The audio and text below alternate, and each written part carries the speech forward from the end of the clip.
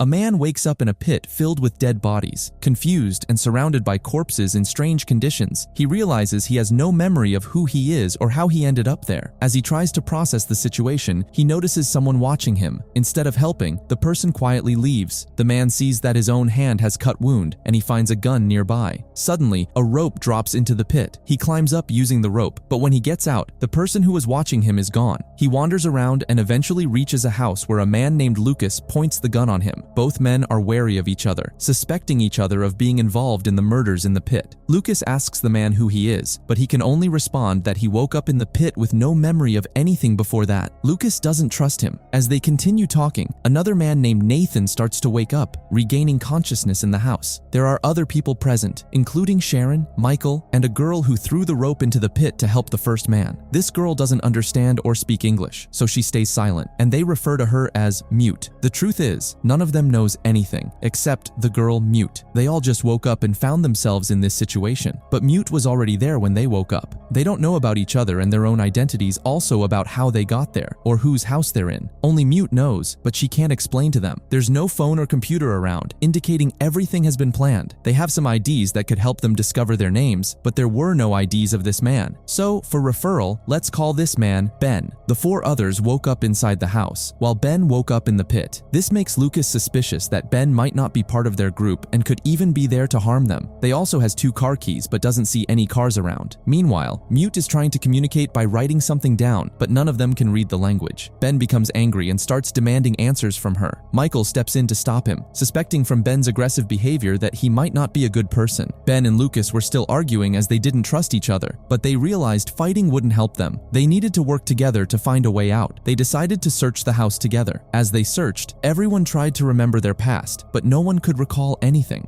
Mute tried to communicate with Lucas by pointing to a mark on her hand, but they couldn't understand her. They noticed that both had the same mark on their hands. There was plenty of food and supplies in the house, so they wouldn't go hungry. They also found a calendar with a date marked on the 18th, which was the day after tomorrow, indicating that something significant was going to happen soon. There were also many guns and ammunition in the house, which Michael seemed particularly skilled with. Even though he couldn't remember who he was, he might have been a policeman, as his muscle memory still worked. After taking a bath, Ben noticed Mute going into the jungle alone. He, Lucas, and Sharon decided to follow her. As they walked, they saw some glowing stars in the sky, confirming that they were far from any city. Ben began having flashbacks of dragging a woman with a scorpion tattoo on her body. As they continued deeper into the jungle, they suddenly stumbled upon 2 dead bodies, each tightly tied to a tree. Someone was clearly behind all of this. Meanwhile, Nathan discovered he could read Latin, French, and Italian. Michael pointed out that while their brains weren't functioning properly, their bodies and instincts still remembered everything. He suggested the house might belong to Nathan, as all the books there matched his interests. While exploring the jungle, Ben, Lucas, and Sharon stumbled upon a small town where they saw a Mute feeding a woman. She looked scared and unwell. As soon as she noticed them, she hid in fear and accused Mute of using her. They were all shocked, and when she tried to approach Sharon, Ben knocked her out, making her unconscious. They also noticed a camera nearby, indicating someone was watching their every move. Realizing they needed to find a control center to get more answers, they decided to return to the house. Back at the house, Nathan tells Ben he knows many languages and suggested he might know about Ben. Ben had several keys he found earlier, and he was trying to open a locked door with them. When the door wouldn't open, Ben decided to break it down, but it was too heavy and sturdy to break. Nathan suggested they leave it for now and get some rest, assuring him the door would still be there in the morning.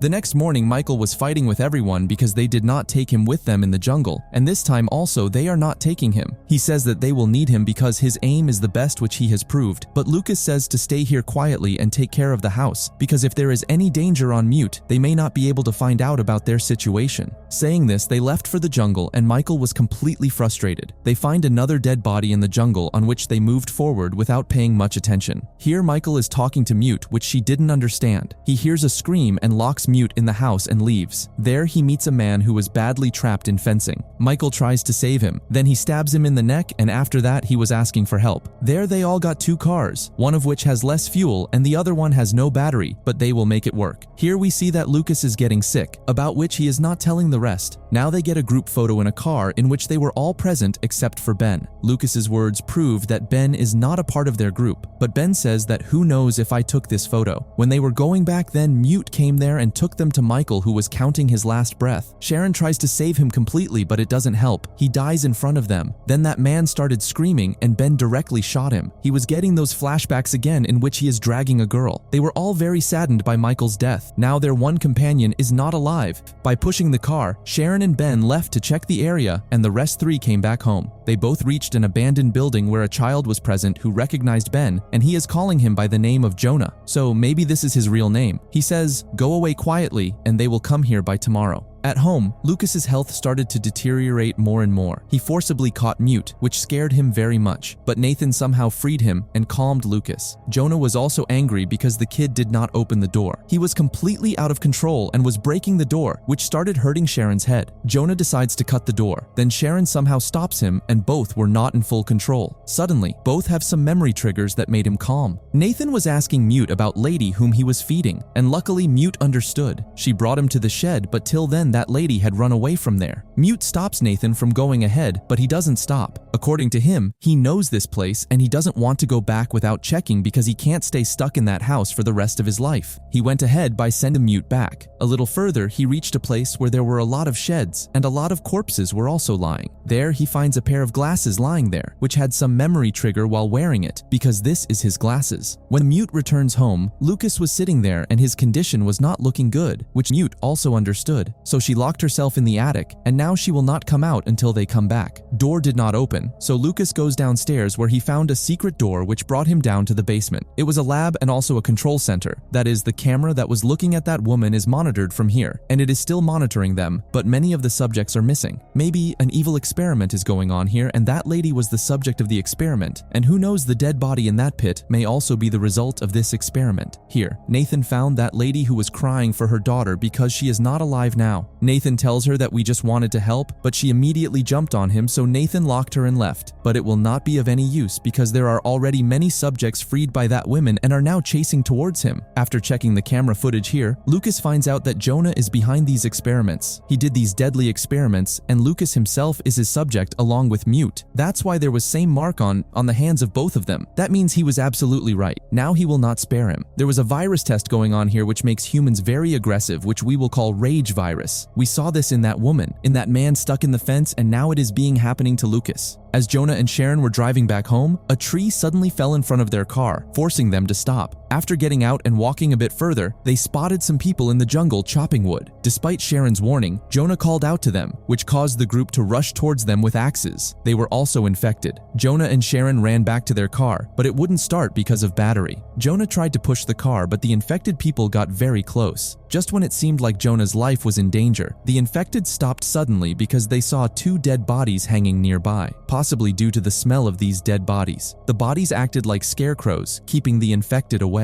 When Jonah and Sharon finally made it back home, Lucas points gun at Jonah. He showed Sharon some footage, which made her realize what was happening. There were injection marks on her arm also, revealing that she, like Lucas, had been a victim of Jonah. Jonah, frustrated, demanded to know what he had done, but it was clear now that he was seen as the villain. Tensions rose between them until Lucas knocked Jonah out. When Jonah regained consciousness, Lucas was dragging him back to the pit filled with bodies. Jonah didn't want to go in, but he had no choice. Lucas had a gun and wouldn't hesitate to use it. As Jonah was forced inside the pit, he started having more flashbacks. After seeing the dead body of the woman with a tattoo, Lucas, ready to leave, was about to grab the car keys from Sharon. Sharon then asked if Nathan knew about all this, but Lucas responded that he didn't even know who Nathan was. Lucas was laughing hysterically, which made Sharon realize he was starting to lose his mind, showing early signs of becoming a psycho. He forcefully grabbed Mute, but Sharon intervened to stop him. Taking advantage of the distraction, Mute tried to escape, but Lucas caught her again. He seemed obsessed with her, believing she loved him, and starts forcing on her. Just as things were getting worse, Sharon appeared with a gun and fired a shot. Lucas jumped from the first floor and ran away. Meanwhile, Jonah was struggling to breathe in the pit, overwhelmed by the smell of the dead bodies. Mute came to his rescue and pulled him out because he seemed to be the only one who could still help. Once out, he sent her back into the house. Jonah then went to an abandoned building where he found a deranged woman and a man. The man was banging his head against the wall, and the woman attacks Jonah. Jonah tried to keep his distance using his gun, but during the commotion, his keys fell, and the woman woman grabbed and swallowed them. Jonah didn't want to hurt her, but when she attacked him, he was forced to shoot her and managed to retrieve the keys. Jonah took the car and drove away into the night. On his way, he encountered a family with a sick, infected child. They were fleeing, and when Jonah tried to talk to them, they refused to engage. They hurried off, leaving Jonah even more confused and frustrated. His memories are fragmented, and nothing is making sense to him.